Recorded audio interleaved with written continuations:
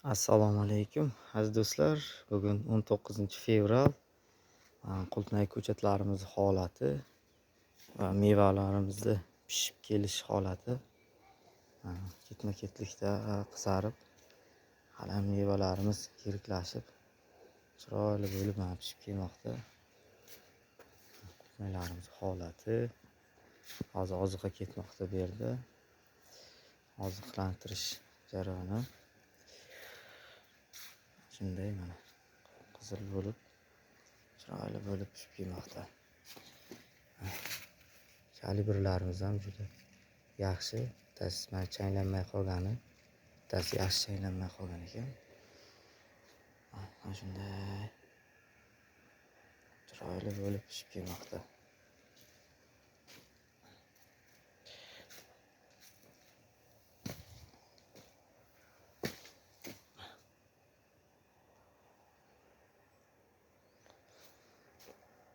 Ko'chatlarimizni bugungi holati mana shunday ketmoqda. Ko'chatlarimiz, qultnaylarimiz pishmoqda. 3 kunda terim qilyapmiz. 3 kunda 2 kun, 3 kun tashlab 3-kun terim qilyapmiz. Bulutli havo vaqtlari 4-kun terim bo'lyapti.